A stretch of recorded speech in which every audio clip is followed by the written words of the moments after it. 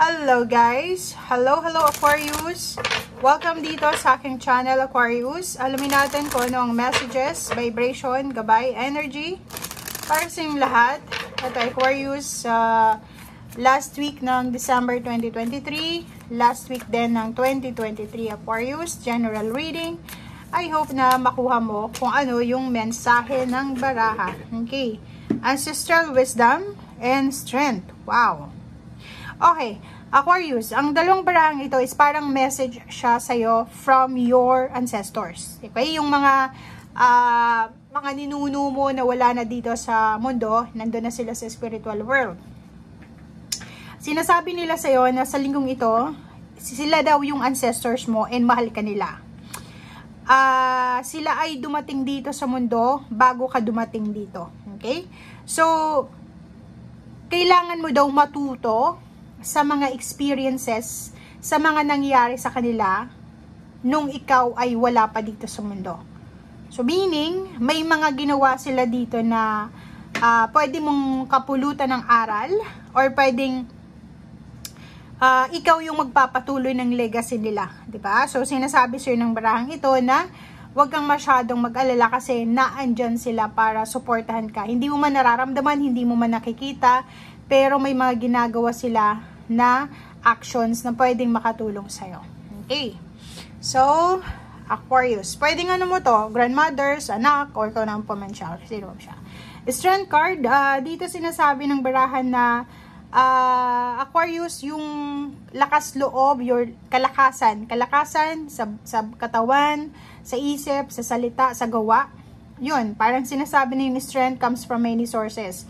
Pwede nating makuha yung kalakasan sa kahit anong bagay or sitwasyon. So, sinasabi ng baraha sa'yo dito na be confident, okay? Take care of your body, take care of your mind and soul, and gawin mo yung obligasyon mo dito sa mundo. Kasi, di ba, nagkaroon ka ng blessing na mabuhay dito sa mundo, so give it back sa tao. Sa tao, sa pamilya mo, na naging parents mo, nagbigay ng buhay sa iyo, sa Panginoon. And yun, wag nating sayangin ang ating katawan. Kasi may mga taong ganun di ba? Na medyo hindi sila thankful sa kung anong binigay sa kanilang buhay. So, sinisira nila yung buhay nila through mga unhealthy habits, bisyo, or kano pa man. So, dito sinasabi na be grateful sa strength, sa knowledge, sa wisdom na binigay sa'yo ng universe, and gamitin mo to sa kung ano man na sa mabuti, or gamitin mo to para mas mag-improve pa yung iyong buhay. Okay? Okay, guys. Gemini. Okay, release. So, yun. Release yourself from your past. So, ibig sabihin, may mga past na nangyari sa'yo, like yung iba, nawala ng relatives, nawala ng grandparents, ng parents, ng anak, ng kaibigan, or kung ano man ang nawala sa'yo. Pero literal to nawala. Pwedeng nawalan ka ng pera, nawalan ka ng relationship, nawalan ka ng kamag-anak, or kung ano man tong nawalan ka ng pangarap. Release yourself. Alisin mo daw yung sarili mo dyan sa past na yan. Kasi past na yan So, ibig sabihin, move on, let go, let God, move forward, and salubungin mo yung 2024 na positive, free, and motivated. Okay, so, may nakikita tayo ditong Ace of Swords. So, pwedeng sa linggong ito ay makatanggap ka ng isang balita, new beginnings, or kung ano man to na balita tungkol sa pagta-travel, paglilipat ng bahay, or pwedeng tungkol to sa improvement sa trabaho. So, pwedeng may iba sa inyo na nag-apply ng trabaho sa ibang bansa, or nag-apply kayo ng trabaho sa ibang company, na pwedeng ito ay magkaroon ng balita sa linggong ito. So, pwedeng magkaroon ng balita na tanggap ka na, pwede ka na mag-process ng requirements, and contract signing, parang ganon. So, may pagkakataon ka na maging balance ang iyong financial. So, sinasabi ng baraha mo sa'yo na maraming justice energy ang posibleng makuha mo sa linggong ito. And the Hermit card, sinasabi ng baraha na ibibigay sa iyo ng universe yung katahimikan na inaasam-asam mo eh. Kasi yung nakikita natin dito, sobrang lungkot na Aquarius, sobrang stress, may depression, or yung iba sa inyo dyan is sobrang disappointed. But sinasabi ng baraha, huwag kang mag-alala kasi may balitang darating sa'yo, or may mga pagbabagong magaganap sa'yo na pwedeng ibigay sa'yo ng universe. Hindi lang isa, dalawa, or tatlo, maraming choices ka na pwedeng pagpilian. So, meron ditong 7 of Swords. So, sinasabi ng baraha, be true to yourself, be true to your emotion.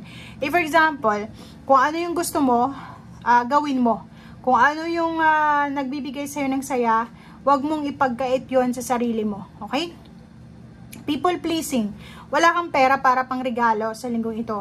Make sure na hindi ka mangutang para makapagbigay ng regalo sa ibang tao. Kasi parang etong 7 of Swords is wag mong hahayaan na yung ego mo, yung pride mo, na baka may masabi si ganito ganyan, ay maging dahilan para nakawin niya yung peace mo. Kasi mayroon ditong Hermit eh. So, be at peace. Kung wala kang maibigay na regalo, di tulad nung isang taon, nung nakaraang taon, be at peace din, 'di ba? So sinasabi ng baraha na 'wag mong pilitin yung wala, 'wag mong pilitin na magkaroon ng meron kung wala. Dito sinasabi ng baraha na ipahinga mo yung isip mo. Gamitin mo yung 1 week na to para makapagpahinga. Lalo na kung wala ka namang trabaho, nakabakasyon ka, or 'di ba?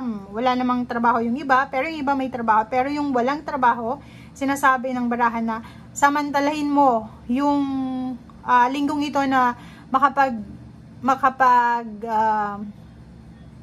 relax ka, makatulog ng tama, makakain ng tama, makipag-usap sa pamilya, isettle yung mga bagay-bagay na hindi mo masettle dahil busy ka.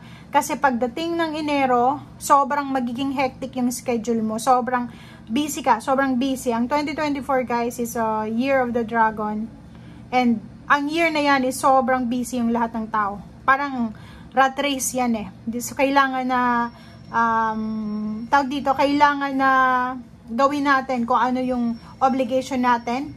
Gawin natin kung ano yung mga bagay-bagay na responsibilities or duties natin sa 2024. So, fast moving kasi yun eh. Mabilis yung dragon. So, kailangan mong sa ngayon pa lang, isettle mo na yung sarili mo. Take care of your body. Kaya, kung makikita mo, kahit panuorin mo lahat ng baraha ngayon, na last week ng December 2023 and last week ng 2023 is sinasabi na take care of your body, take care of your mind, take care of your spirit. Kasi kailangan mong ihanda yung sarili mo.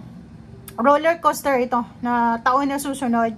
And kung makikita mo dito, wag mong sayangin ang linggong ito sa like bisyo or pagpupuyat or kung ano pa man. Kasi ikaw din yung mahihirapan pagpasok ng taon. Okay? So, thank you for watching and see you again. Bye!